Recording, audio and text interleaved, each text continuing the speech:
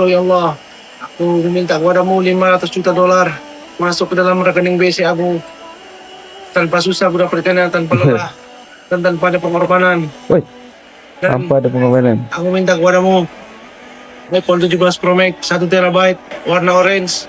2 ya Allah, satu lagi untuk istriku. Oh, baik. Pertama sekali, indahnya hubungan seorang hamba dengan Allah. Dia boleh berdoa apa-apa sahaja yang diinginkan kepada Tuhannya, sebab dia mengetahui 500 juta dolar mudah, gampang untuk Tuhannya untuk mengabulkan. Baik, tapi tuan-puan, macam manakah adab berdoa sebenarnya? Adab berdoa ni Masya Allah, boleh berdoa macam ni boleh, tapi doa yang lebih baik adalah doa yang umum. Ya Allah, aku inginkan kereta yang baik untuk aku. Jika kereta Fortuner ini baik untuk aku, berikanlah untuk aku. Tapi jika ada kereta lebih baik, kau berikan yang terbaik untuk aku. Ya Allah, aku ingin 500 juta dolar, tetapi ya Allah, kau berikanlah apa yang terbaik untuk aku. Satu sini berdoa dengan Allah ini adalah Allah, kau tahu yang terbaik untuk aku. Satu dalam doa istikharah, Allahumma inni astakhiruka bi'ilmika. Aku istikharah dengan ilmumu, sebab ilmu kau tahu apa yang terbaik untuk aku, untuk ilmu aku, untuk dunia aku, untuk agama aku. Tak salah berdoa macam tadi, tak salah. Tapi sebab yang berdoa macam saya cakap tadi, umum. Kalau ini terbaik untuk aku, kurniakan aku ya Allah. Kalau iPhone 17 Pro terbaik untuk aku ya Allah, berikanlah Allah. Tapi kalau Samsung yang lebih baik untuk aku tak kisah ya Allah, asal kau redha pada aku. Itu adab doa Nabi SAW.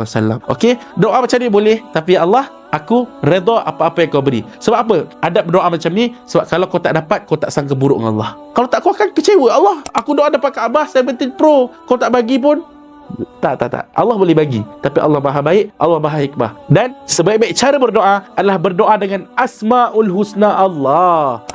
Doa dengan Asmaul Husna Allah. Macam mana kita nak berdoa dengan Asmaul Husna Allah? Ada dalam buku Tadabbur 30. Kita tadaburkan 99 Asmaul Husna supaya awak tahu cara berdoa dengan nama Allah. Sebab Nabi kata, kalau berdoa dengan nama Allah lebih makbul, insya-Allah. Barakallahu fiik. Tuan-tuan dan puan-puan yang dirahmati Allah, buku Tadabbur 30 adalah buku yang cukup sesuai pendamping dalam hidup kita.